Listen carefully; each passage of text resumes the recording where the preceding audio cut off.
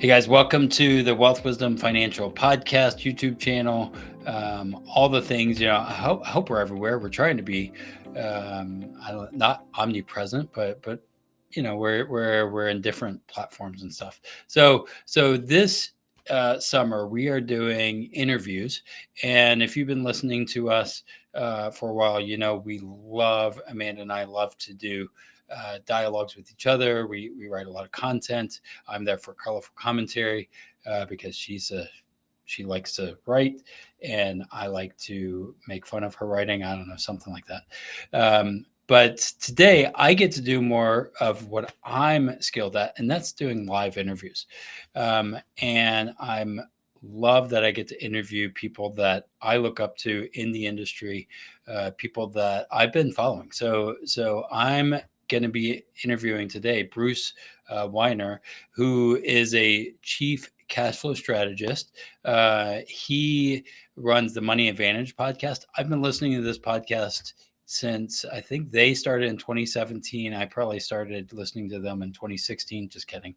But they've been having this, and it's helped me to articulate and understand even. And I love that Bruce and his people on his team really come to it and dialogue about it, because there's a lot of hype out there in the social media world, especially now. Infinite banking is becoming popularized, I guess you could say, and there's a lot of fakeness out there. He is one of the OGs in the IBC world, infinite banking world, and helps make sure that we are doing the right things, right? Because there's a lot of people who come in, take the book, and they don't become practitioners. They just use it for their benefits. So Bruce ensures that all aspects of your financial life are considered, resulting in a well-rounded and personalized plan to help you achieve your goals. He's committed to cultivating long-term partnership with his clients. Again, you'll see why I like him as an advisor. He'll be there to provide ongoing support and guidance through your financial journey. And he's also the co-host again of the Money Advantage podcast. And he's been doing this for how many years? 17. He was 17 years as an educator and varsity head coach, probably being in the coaching world. He's taking what he's learned on the field of coaching in varsity to the field of finance. And so I could keep going on with all kinds of stuff, but let's just bring Bruce online here. So thanks for having us, Bruce. I probably missed a bunch of things there. You've been around in this industry for a while, and you probably have a bunch of arrows in your back because you've been in since, with the Dave Ramsey world and all this stuff that you've been arguing or talking about this for a while. Yeah, well, we can go even further to the A.L. Williams world way back in the 70s, when A.L. Williams started. Then it became Prime America and developed the buy term and invest the difference mantra. And a lot of people don't know where that came from, but it came from A.L. Williams, whose father died, and his father actually had a whole life contract, and his son, A.L. Williams, really was bothered by that fact, because he said the insurance agent, if he would have sold him a term policy, he could have got a lot more death benefit. And of course, that was really more of a selfish thing, because that meant he would have gotten more money. And so then he made it his life's mission to replace every term or every whole life policy on the planet with an army of people. And he tried to do that in the late 70s, early 80s, when I first got into the business in approximately 1987, and ran into those people all the time. Were you were you like related or connected to them because you saw them, like the brother or the son? I feel like I heard a story that no, I wasn't related at all. But what actually happened was I was working part-time. I was still in education.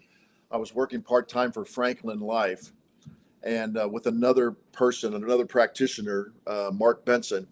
And he and I would go to appointments at night, and we a couple of times were actually ambushed by one of our clients who actually had a A.L. Williams representative with them when we came to the meeting, and basically were calling us liars and shysters because they had convinced the couple by using the story. See, all they're trying to do is sell you this whole life.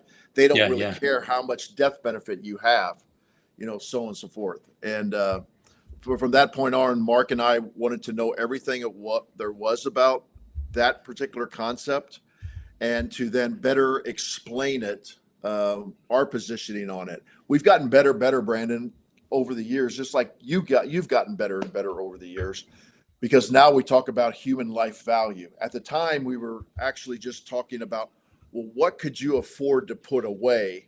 And it wasn't infinite banking then, because Nelson, we're talking the 80s here. Nelson still hadn't written his book in the year 2000. So we were just trying to show people the benefits of whole life insurance, not only for protection, the death benefit, but also for tax-free income into the future. We weren't talking about banking at that time. It wasn't until the 2008 financial crisis when we decided that we were going to figure out what went wrong and which financial entities actually caused this, that we went to the Night of Clarity in Nashville, Tennessee. Mark and I did, and that was hosted by Carlos Lara, current board member at NNI, and Bob Murphy, who's former board member at NNI. And we were just astounded about fractional reserve banking at that time. So at that time, we decided we were going to pivot, and we were going to become a part of the Nelson Nash think tank. And we went to several think tanks. And then, your listeners probably don't need to know all the entire a schedule of events. But then a few years later, Nelson decided he wanted to start a practitioners program, because, as you mentioned at the beginning, it's become the wild, wild west with the infinite banking concept, where people are using it as a marketing tool. If you ever read the book, Nelson himself said, this is a book for the general public. This is not a marketing tool. But now people have just used it as a marketing tool. They bastardized the entire concept, and that's why the practitioners program was put in place. Yeah, and something I've seen is, our old business name was Grandma's Wealth Wisdom, and the tagline was, sometimes intelligence skips a generation. Because basically, if you watched, what was that movie, It's a Wonderful Life, their equity they had was in life insurance. Yes. Right.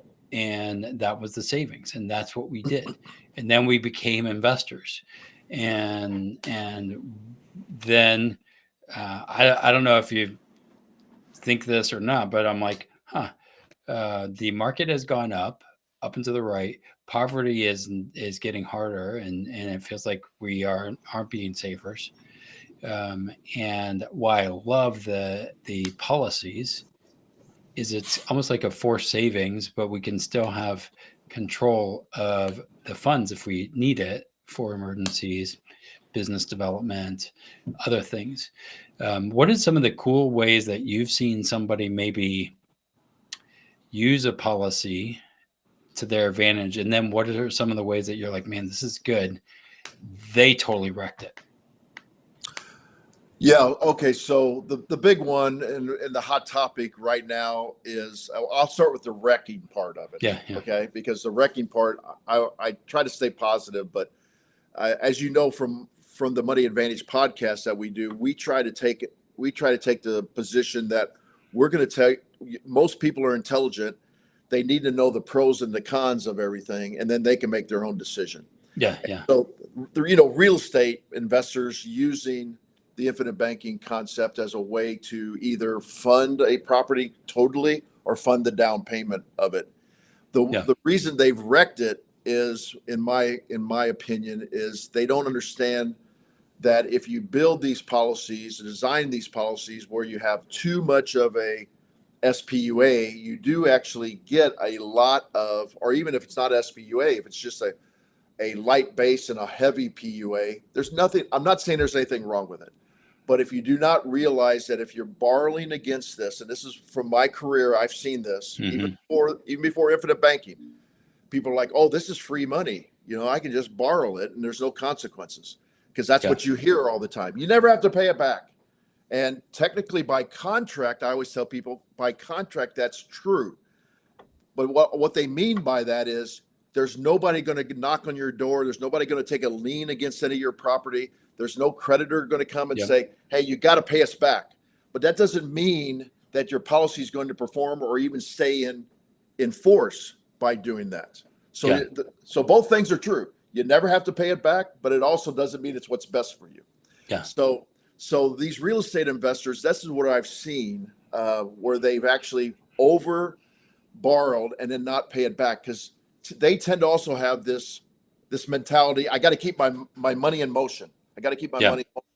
So when they get a large chunk, they don't pay back the loan. They just go put it in another piece of real estate, and they keep repeating this and repeating this and repeating this. And then I'll give you one little quick story about real estate investor. I had two clients, one in Texas. He moved from Texas to Mississippi. One in Mississippi, one in Hawaii, that were both real estate investors. But they thought they got smart and said, wait a minute, a policy loan is 5% interest, but I could actually assign my policy to the bank and they're only charging 3.5% interest. So look how smart I am. What they forgot is they've lost control now. Yep. So now they have to pay back on the terms of the bank, and it was a variable rate loan, which outpaced the variable rate of the insurance company. So now it went suddenly from 3.5%, it went up to 6.5%, where the insurance loan was still 5%.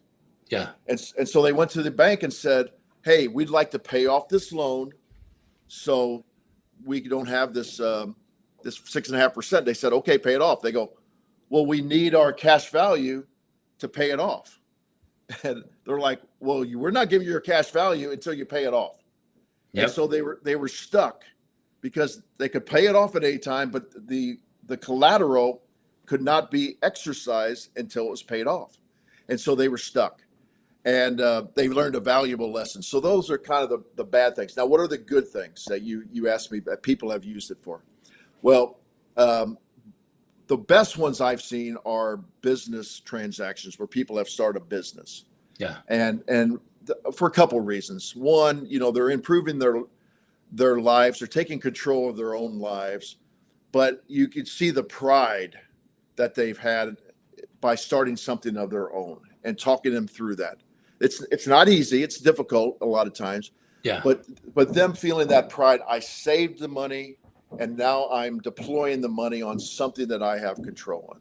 Because I tell people all the time, you said I'm a cash flow strategist for E3 Wealth here in St. Louis. And what I've told people is if you can figure out cash flow and you want to retire, that's the most important thing. It's not building this big pile of money, because everybody wants to build a big pile of money, but what they really say is, I want the cash flow off of that pile of money.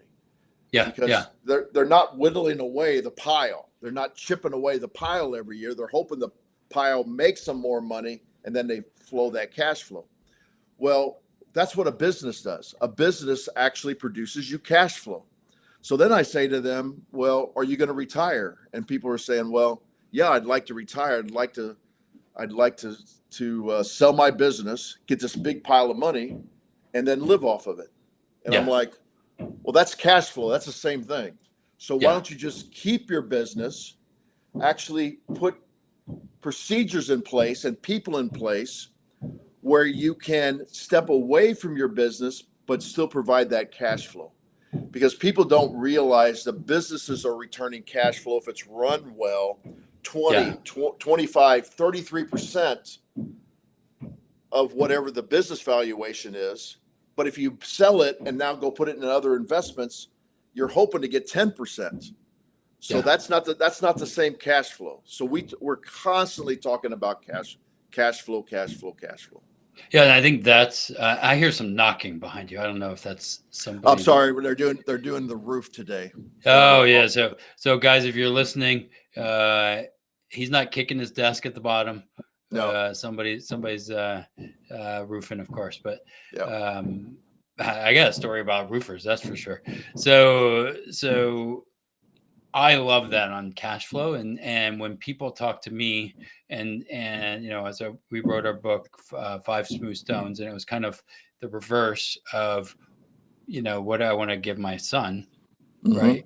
And how do I want to educate him? He's 7, but and knowing the principles of how money works is important for a 7-year-old. However, if I don't have cash flow in a business, or if I'm not profitable in my business, or the business is in the red, who cares what I wrote? It doesn't matter, because I'm not going to give anything to them. And so that's why I love profit first, and why I love combining profit first with the infinite banking concept. But what people want us to do is just say, well, tell me what to do. You tell me everything that I need to do. And Wall Street said, okay, I'll take care of it for you for a price. And for us, I don't want to abdicate that responsibility. I'm going to educate you. Here's the 10% versus 40% or whatever you want to do, but give them the numbers to help them make the wise move to start. But then being in their court, if you will, every 6 months as your coach, right? That's kind of, hey, let's see where the game is changing. And I love that. That's why I feel like we could talk for hours, because Cash Flow Strategist, even premium amount, differs depending on cash flow, and that's probably why you have multiple policies, right? Yeah, and I'm not saying that everybody that is a practitioner or even a insurance agent needs to be a investment advisor, or a tax strategist, or understand Social Security, or understand Medicare, or understand property and casualty insurance, or understands estate implications. But I'm telling you, when you talk to clients about all these things in an intelligent manner, or you have outside resources that can help you pull together the entire financial picture, what you can do is actually help them find premium that they can actually put into policies. And I'll just give you a couple of examples from the last couple of weeks. We were talking about the difference between net worth and cash flow. Well, I have a potential client. They were referred to me up in you're a Chicago guy. They were just south of Bloomington, Illinois. Yeah. And they owned about $15 million worth of farming. Their acreage was worth about $15 million. They had the opportunity to buy an additional $2.6 million of their neighbor's farm, which, by the way, they had been farming for years. And what's interesting, Brandon, is the reason the neighbor had to sell the farm is because, and we probably don't have time to get into all this, but that was just a small part of their total estate.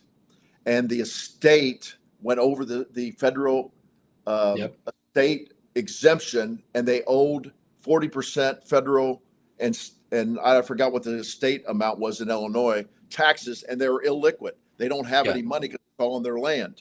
So they have to sell the land. Oh, and by the way, they have to sell the land at a discount because everybody knows they have to sell. So they lost out $1,500 per acre on all this. And so, but the farmer that's buying it is also illiquid. So we looked at their stuff, and I finally figured out that, they have a Roth IRA, which they didn't think it made sense to actually cash that in, because they didn't realize this is how ignorant people are. And I think ignorance is the right word, because ignorant means you don't know.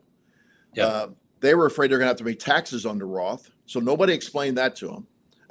And then they had cash valued life insurance, where they had $456,000 in cash valued life insurance that they were going to use for estate planning. Nobody had told them about the liquidity of that. So suddenly they needed a down payment for this, and we figured it out from those two places that they would able to easily get the I think they needed $470,000 of down payment for it. And so it's just those kind of things that, if as an example of having cash valued life insurance, that they were able to. Nelson talked about this all the time. Opportunities find cash. So they found this great opportunity at $1,500 less per acre, because they had the ability to find the cash through the cash valued life insurance, and they were able to purchase it. So that was another example of how you can use that. So here's one of the things that as I do analysis for people, I ask for a lot, like a full analysis to build up the plan. And they're like, hey, could you just tell me 20,000 or sell this?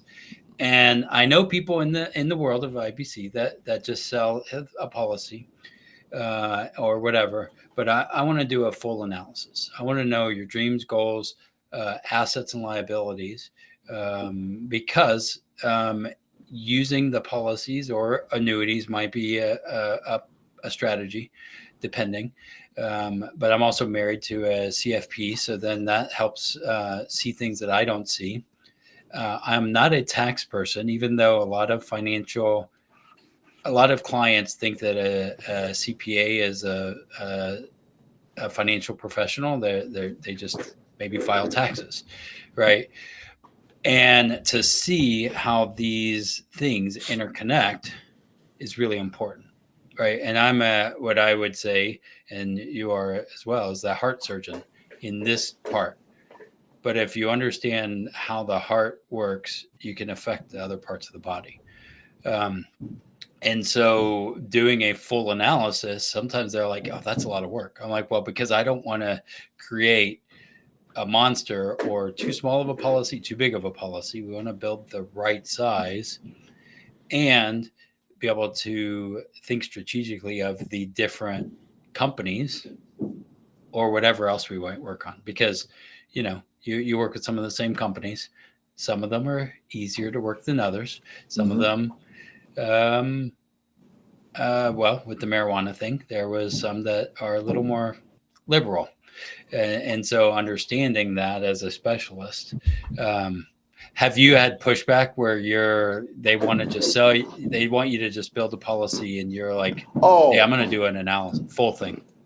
Yes. And I think the theme of this show is basically the sensationalism that's out on the internet, social media.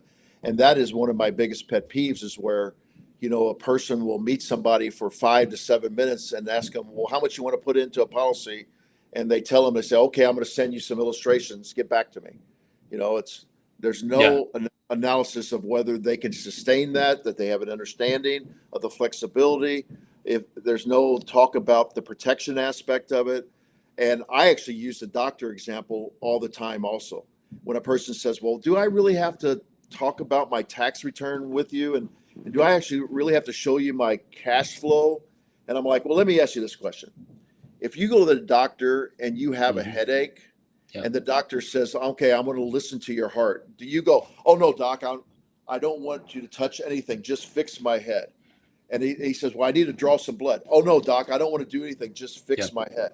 I said, that's the same thing you're asking us to do in this intertangled web of money. I said, can you really think that you can do anything in this world without money? We always talk about, well, money's not that important. I'm going to live a great life. Try living one day without money. I mean, it's just not possible. And so and most people are amiable to that. If they're not, they're just not good for me. They can go somewhere else. I'm sure you have the same way. Yep. Somebody else will do this for you. I'm not going to do it, because those people end up not taking responsibility. They end up, you're chasing them for premium every year. Where's your premium? We talked about this, so on and so forth. So I just try to stay away from that. Simplify to actually make it more complex. And what I'm talking about is simplify your procedure so that they can understand the more complex later on. So yeah, I see that all the time. And matter of fact, a lot of people, and I'm sure you have the too, people come to us after they've gone to one of these situations and say, I can't talk to those people again. They won't return my call. I don't know what happened to them. Can you explain this to me? And part of why we even wrote our book, Five Smooth Stones, was because as I've worked with lots of clients, I'm asking, what are your dreams and goals? And they're like, that's a great question. And I'm like, that's not a big question. Like, do you have dreams and goals? And married couples that I'm talking to, and they're like, we haven't even talked about that. I'm like, here, date night question, or various things. But in our book, Five Smooth Stones, we have set your sights, track your in and out, inspect your progress, look for 1%, and live deliberately. Living deliberately, a policy can fit into that if it's done right. But our need for financing, banking, it's everywhere. And we have to understand that. And whenever I can, even with, again, profit first, separate from the policy, I might be able to see, hey, these guys are literally running a business at 22% interest, but then they're funding in a 401k at whatever. And you're like, maybe you just need to stop that part, take care of this part. Yes. And it's interesting that people are like, oh, that's genius. And I'm like, it's just math. And I'm not that great at math, but my wife is. But I'm like, for me, I'm like, red and black on a P&L. We don't like red. We like black. Let's move into the black. It's simple as that. Now, one of the cool things is you guys have been doing podcasting before podcasting was even popular. I think you started in 2017. I think podcasts weren't even a thing. They were starting to be a thing. Yeah. What have you seen as you guys have been in that world has changed in how you guys do podcasting, or that now everybody, even they get a license, now they're infinite banking this or that? How's that affected you guys? Yeah, I would say it was amazing. First of all, I'll just tell you the story real quickly. I met Rachel and Lucas Marshall in 2014 at an event that we held in St. Louis for insurance agents called the Freedom Advisor Conference. And we were trying to help struggling agents find more freedom in their lives.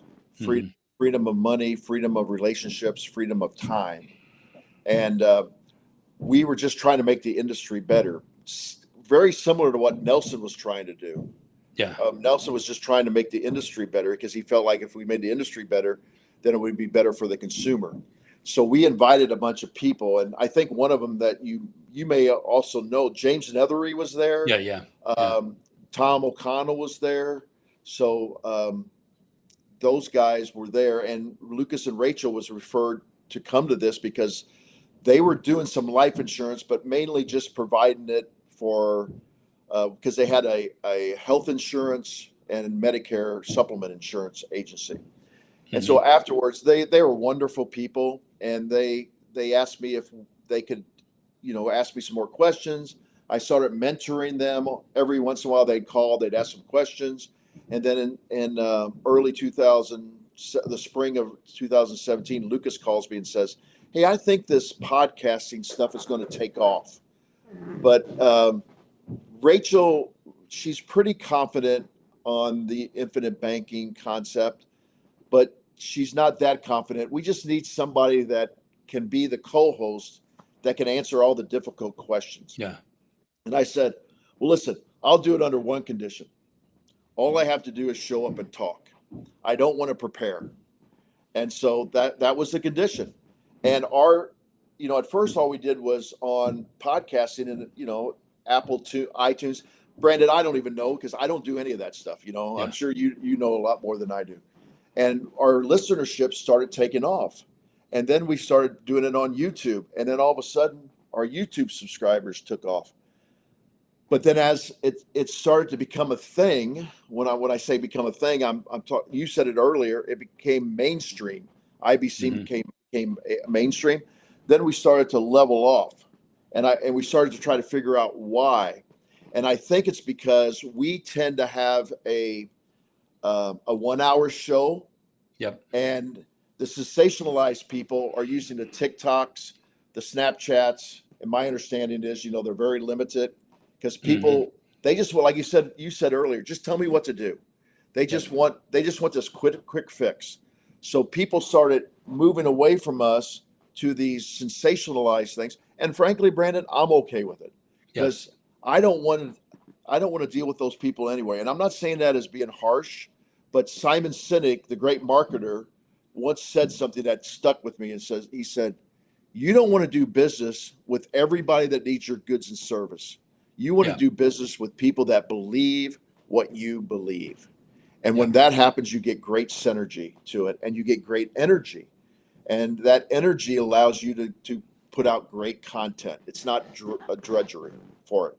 So it's kind of flattened out, and now it's starting to flatten out more, because I just recently found out that more people the first quarter of this year went to different AI like ChatGPT, and they actually are using that for their search engine rather than Google.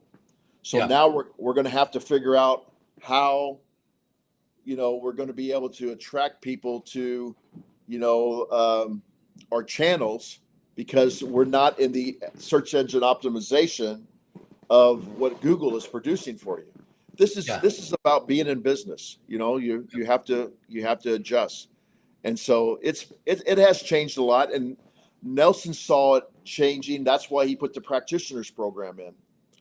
And there was a lot of pushback in the industry. Well, Nelson, you're not going to tell us what to do. Yeah. And Nelson was a good Southern gentleman. And he goes, you're right. I can't tell you what to do.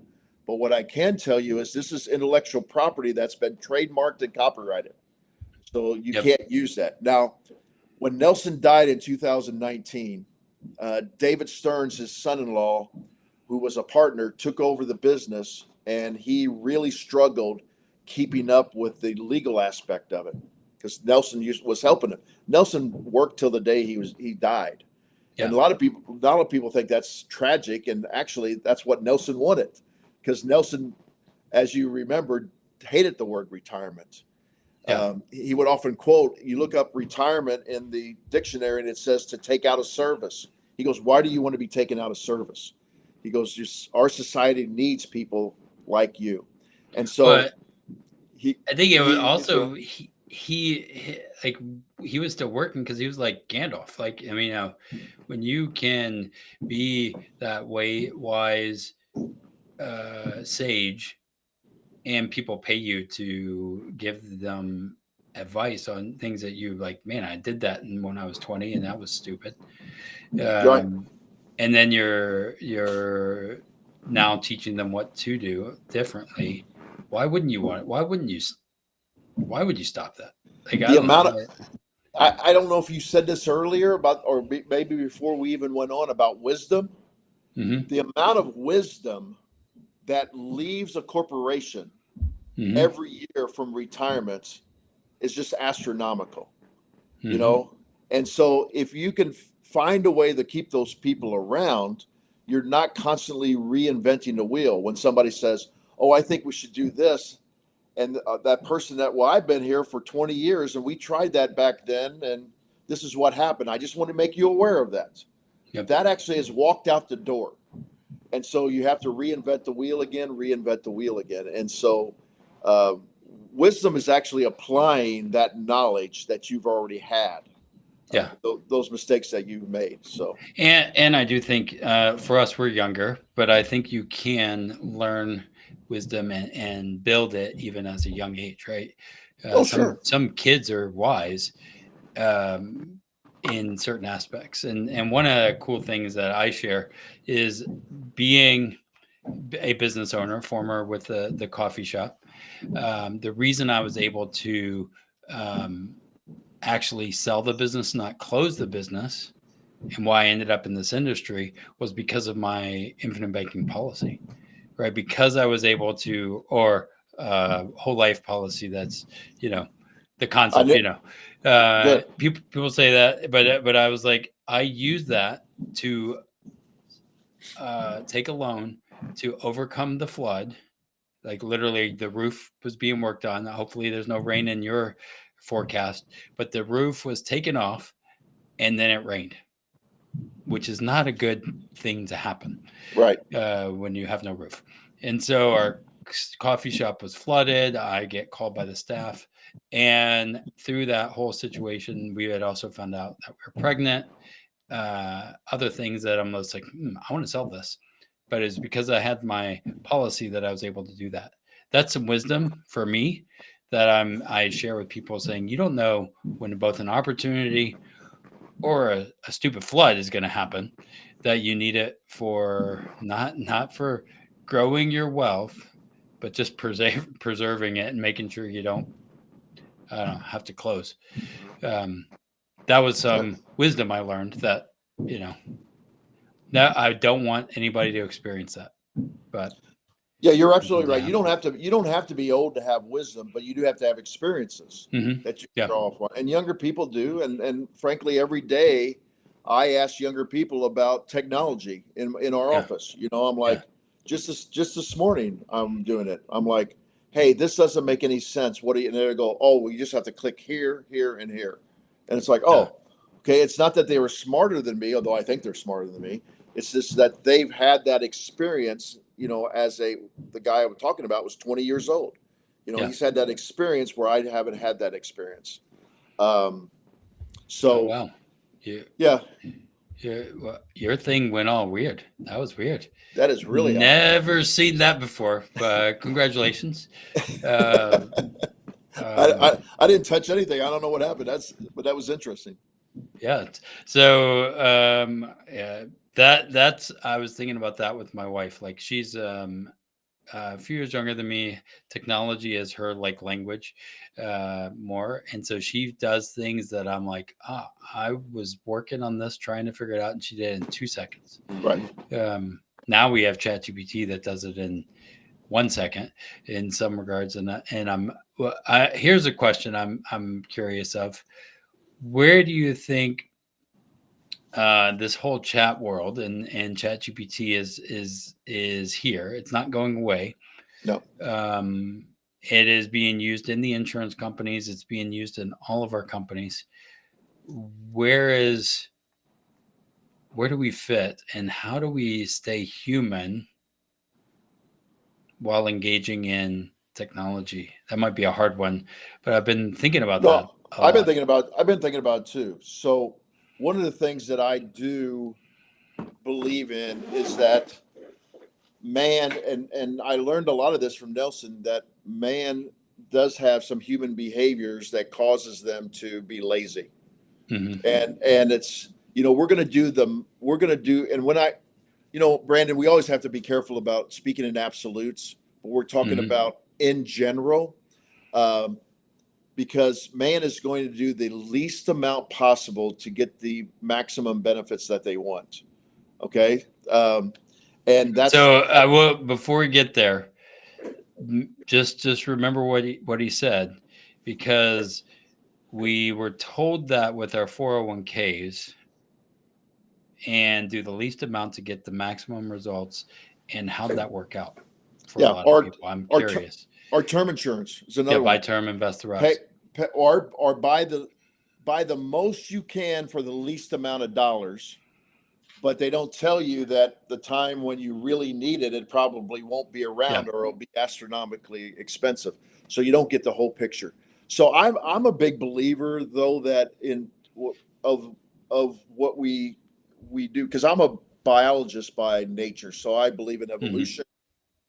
I was a biology teacher, a science teacher for years and years and years. And so I believe that man has the ability to overcome any kind of obstacles that they're going to overcome. And I do believe that artificial intelligence will cause some obstacles. It will eliminate some jobs, but we will also find out that there's going to be other jobs that are going to be created because of artificial intelligence. And I don't know exactly what those are. It may be career counseling may have a big uptick because people are like, I lost my job. Well, let's see how we can get you thinking differently. I think also entrepreneurship might actually take off more now because people are like, I want to take more control of my life and not have myself being replaced. My wife is actually a brand marketer, and she was actually using it to write copy, which I'm sure you do too, and we do at the Money Advantage. And so copywriters aren't as needed anymore. So I do believe, though, that we will adjust because I just believe that's mankind is a survivor. I actually asked ChatGPT this the other day, and I'm going to quiz you because I think you'll find this interesting. How many people is it estimated that have actually been on the earth, that have been born on the earth since man has been on the earth? Oh man, maybe because there's about 8 billion now. Yeah. So I would say maybe 100 billion. Oh, very good. They estimate between 8 and 100 billion people. Yeah, 8 billion. That's how many between 80. I'm sorry, 80 and 100 billion people they estimate to be. And that was kind of surprising to me. I actually thought that was a very large number. But then you got to start thinking about how many, babies die at a very, young age because of lack of advancements.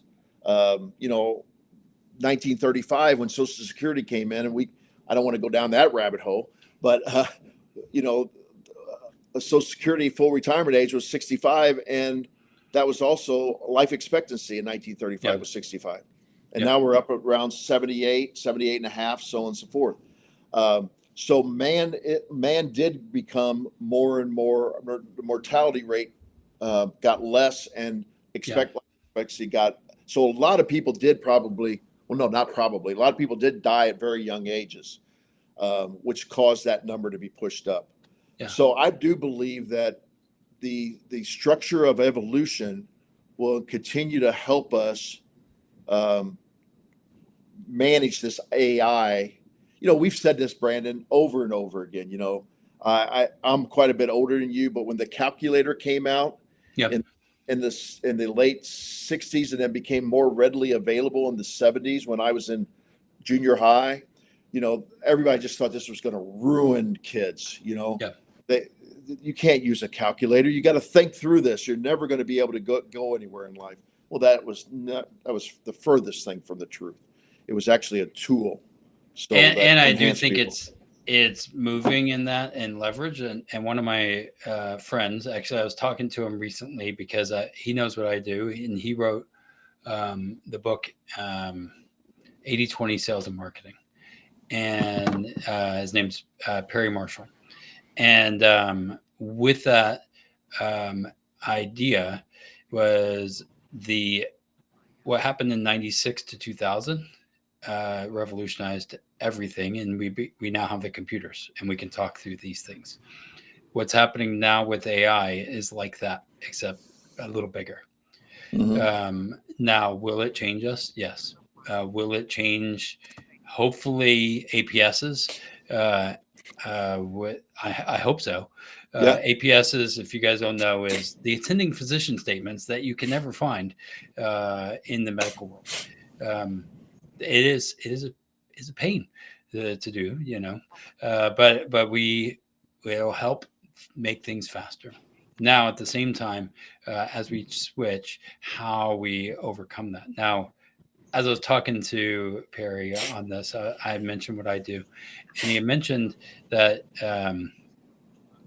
just having other people that have helped him, but then they disappeared. They weren't around in the industry, and so he had connected with somebody else for tax and legal, and then they didn't help him.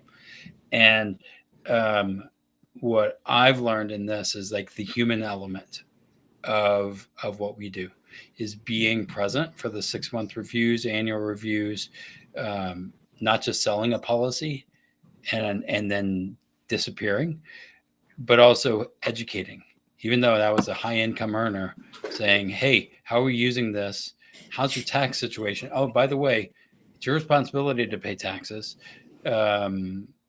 Not just the tax person to file them.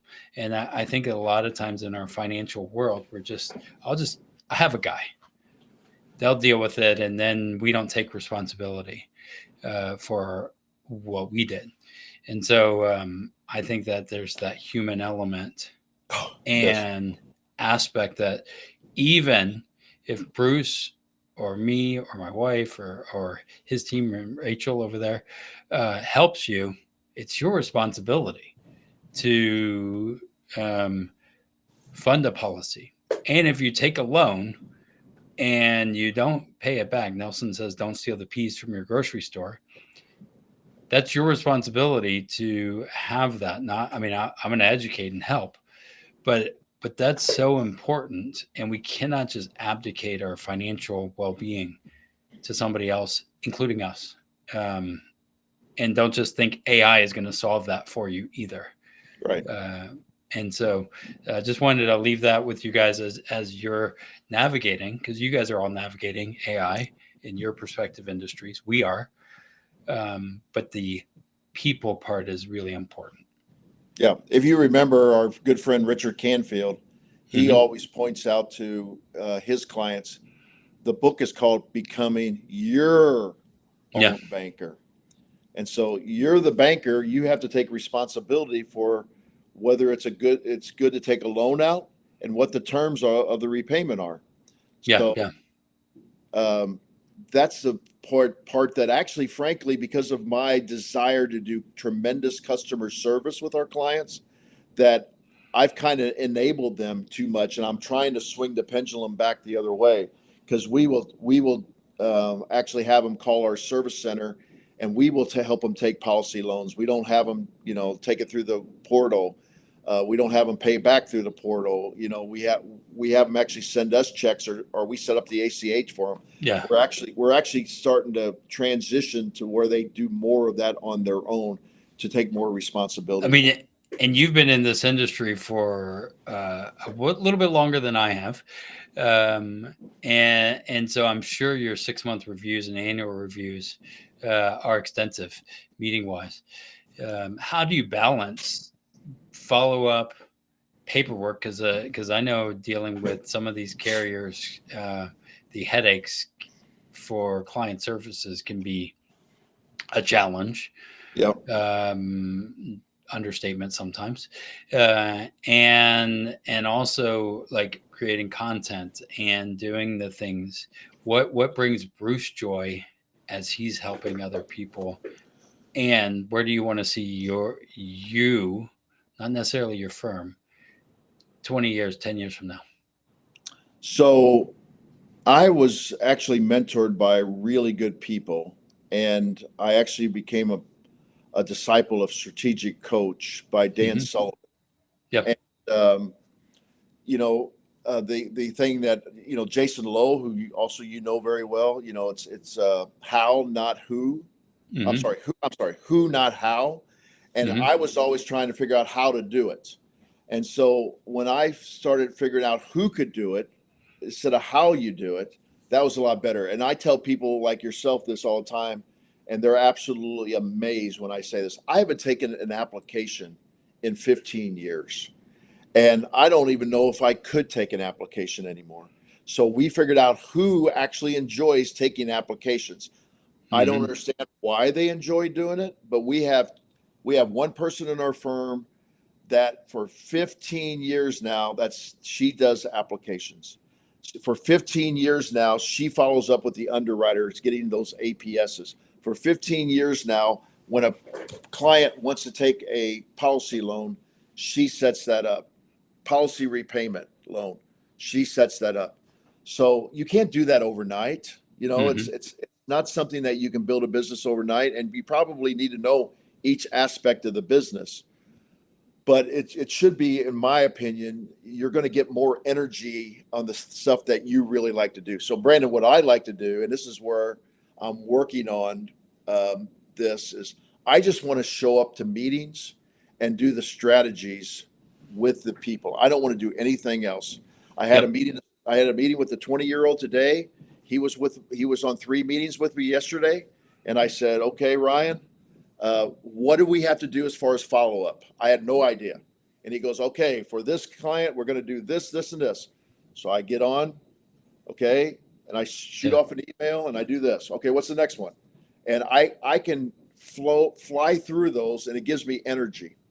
We then sat down with the strategy. What did they want again? Okay, they want this, this, and this. Okay, all right, I'm gonna look at their financial picture. Okay, I think we should present this, see what they feel like on this, so on and so forth. So that's where I'm building a team around me, Brandon, that is different than most the what do you call it? The experience of most people. I have a 46-year-old, I have a 38-year-old, I have a 31-year-old, I have a 27-year-old, I have a 24-year-old, I have a 20 that actually are really good workers. And most people say these young people don't want to work. I don't know what happened. I think you put it out to the universe and you get the same that same kind of vibe back. I have tremendous people that work with me, and so I just see myself continuing to give them more and more, and then I will just work on the things that I really want to work on, and I'm not going to retire. It's so weird because, I belong to a country club and I like to play golf in my free time, and people know I'm a financial advisor and an insurance agent. Well, what does a financial advisor normally do? They help people retire, right? So they're always asking me, "When are you going to retire?" And I say, "I have no intentions to retire." And I know what they're thinking. Well, that's weird. Why would you want to retire? I say this, and you can use this on your clients anytime you want. I say, if I can remove the things from your job or career that you don't like, would you retire? And what's interesting is people can't even get out of their own way on that. They say, "Oh, even if you could do that, I still want to retire." Yeah. And I tell them, no, listen again, what I just said. If I can remove everything you don't like from your financial career or your job, why would you retire? And it's just amazing that people just can't grasp that concept. But that's what I'm trying to do. And that's all because of Dan Sullivan. And I think that's for us and with the Perry Marshall Group and listening to Dan a lot, is that what's unique to you, understanding yourself. If you don't know your dreams and goals and where you want to go or who you are as an individual, like I've taken Myers-Briggs, I've taken the Enneagram, I've taken all the tests, and even I've plugged it into ChatGPT and said, "Okay, who am I and what brings me joy?" And it spits back saying, "This is what you should do. This is what you should not do." Thank God I'm married, because she likes things that I don't like, or likes other parts. And then we build a team, and we're 7 years in, but I have a staff of let's see, three and a half or four that are support staff, because there's things I hate doing. I like doing what you do, showing up, and then I'm like, I don't know where the heck it goes after that. And if we understand ourselves and then the financial system, again, understanding that don't abdicate those things, but where your lane is, again, knowing green and red is pretty easy for me.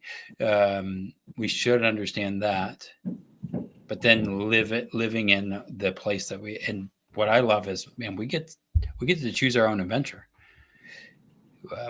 We don't get to, as business owners, we can choose our hard. And I just like that my heart is easy. It's easy to me. maybe hard for somebody else. Right. And so and that's what's fun, is if you understand who you are, that's powerful. So I really, I was inspired by that, because that's where we're going, and saying, okay, what do we want to do 10 thanks years from now? Thanks for that tip. I'm going to put all my personality profiles into ChatGPT and see and try to hone my vision too. It is amazing what it tells you, and then you say, write me a day on this, and then you're like, okay, here's what you don't like. Okay, then you have a job description on all the things you don't like that somebody else likes. And that's the power of community. So Bruce, anything you want to leave our listeners with before we wrap up? And again, don't forget, hit that like button. As you guys listen to all these IBC people, there's a lot out there. Just remember, the long approach is really helpful for you. Great. That's actually what I was going to leave people with, is that don't get caught up in any kind of get rich quick scheme. There's a reason why that is in our vernacular in our society. Get rich quick scheme, because it is a scheme. I'm not saying that there aren't people that accidentally all of a sudden get rich, but that is the anomaly in the situation. Most people that actually become rich, whatever that means, which means whatever freedoms you want, personal relationship freedoms with your family, freedoms with your time, freedom that money can buy, whatever that is, that doesn't happen overnight. And if you can't overcome the human conditions that Nelson talks about in his book, then you're gonna struggle really, really mightily. And the best way not to struggle is to think long term. Dan Sullivan, with his DOS question, dangerous opportunities. I'm sorry, it's the R factor question, which entails the DOS, dangerous opportunities and strengths, where he says, if we're sitting here 3 years from now and we're looking back on those 3 years, what would have to happen in your life, both personally and professionally, for you to feel good about your progress? He says 3 years. Okay. He doesn't say at the end of this month, or even at the end of this year.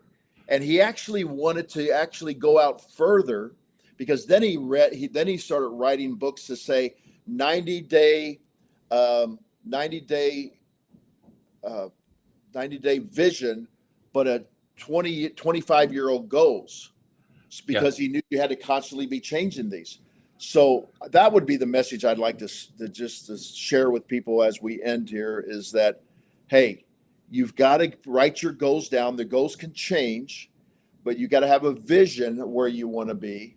And it can't be in the next 30 days that you're going to solve all your problems, because it took you literally decades to cause all your problems.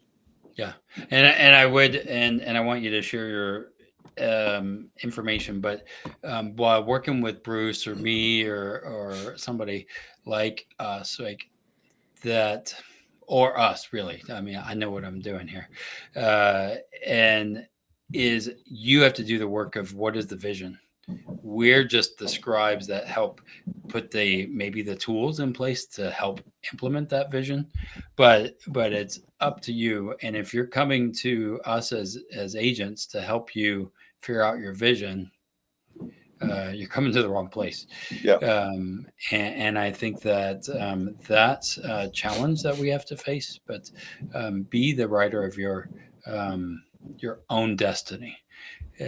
So Bruce, how can they find you? Well, you can reach out at hello@themoneyadvantage.com. And you can always go through themoneyadvantage.com, and you can get us through there. Click this button. You guys know how it all works. You click this. If you have questions more about financial questions that you want to get straightened out, or estate planning, or Social Security, or taxes, you can email me directly at bwehner@e3wealth.com, bwehner@e3wealth.com. because I get forwarded stuff from the Money Advantage website to my own personal email account. And, Brandon's great. I've read his book. I found it very helpful. Mike McAllowitz, who he's praising, we've had him on our podcast twice. We practice profit first and the Money Advantage business. I've been practicing that personally for years and years and years. It's just good common sense. And so we're in alignment. So Brandon's going to be able to help you probably just as much as I can help you. But if you want to hear it from a different lens or something like that, we can talk. And if I can help you, we'll help you. Awesome. Well, Bruce, thanks. I knew that we'd have a lot to talk about because we are like minds, and I really appreciate your leadership in our lives, even from afar. I don't know if you noticed, but you were mentoring us for 5 years, and for every at least once a week at the gym. So in 2017 at LA Fitness. Well, I think I would like to say Nelson was mentoring you because Nelson mentored me personally. Yeah. And I never met, and that's one of the things is, as you guys are learning and growing, reach out to the people that you look up to. Like, ask them to be a part of their lives. I never got to meet Nelson. He changed our life. I watched the Banking with Life documentary, and that's what led us into this world. And it was just an amazing. And I said, I can follow that guy. And so that was what led us here. So thanks for joining us, guys. Don't forget, hit that like, subscribe. I think if I do this, it'll pop up something. I don't know. It doesn't do it. It only does it for you. I tried. I know. I saw that. Oh, what the heck? It doesn't work now. I don't know. Anyway, thanks for being here, and we will see you guys next time.